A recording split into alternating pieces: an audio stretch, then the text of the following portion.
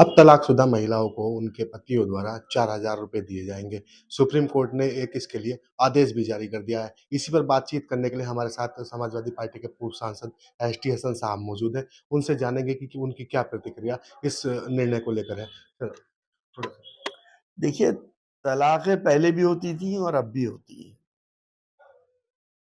Supreme court को मैं समझता हूँ इस बात को देखना चाहिए कि तलाक क्यों हुई है।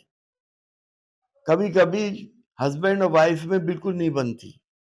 मिज़ाज एक-दूसरे से बिल्कुल अलग होते हैं। नॉर्थ और साउथ पोल होता है। कभी-कभी कुछ ऐसे हालात हो जाते हैं जो ना समाज एक्सेप्ट करता है और ना हस्बैंड एक्सेप्ट करती है।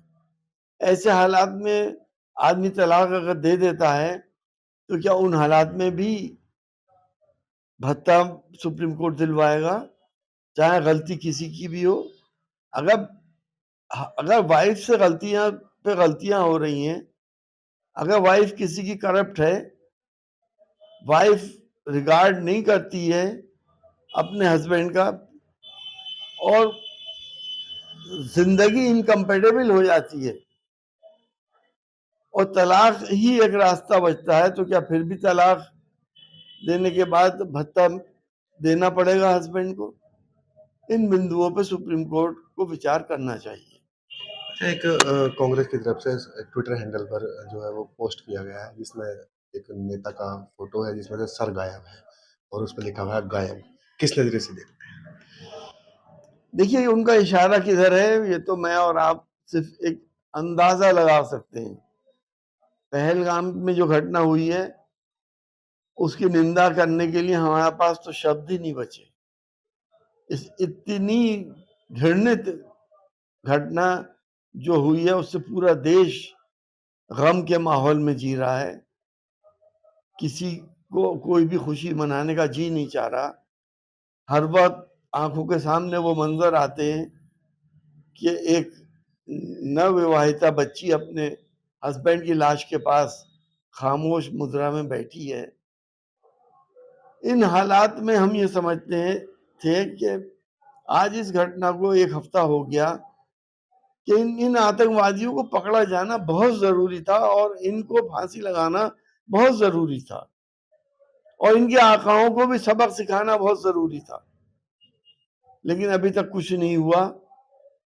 हमें उम्मीद है कि हमारी सरकार और हमारे प्रधानमंत्री जी इस पर कोई ना कोई बड़ा फैसला लेंगे और हम सब उनके फैसले के साथ खड़े भी हैं और उनके फैसले का इंतजार भी कर रहे हैं। पाकिस्तान के कुछ नेताओं का बयान भी सामने आया है। उनके द्वारा साफ तौर पर कहा गया है कि अगर सिंधु नदी का पानी अगर रोका गया तो फिर जो पानी की जगह खून बहेगा। देखिए, मैं तो यही कहूंगा कि पाकिस्तान को अपनी हैसियत का अंदाजा होना चाहिए और मेरी उन साहब को ये सलाह है कि अपना खून बचा के रखें। उनके सैनिकों को, उनके लोगों को बहुत खून की जरूरत पड़ने वाली है। वो मुकाबला हमारा नहीं कर सकते, किसी भी फील्ड में नहीं कर सकते।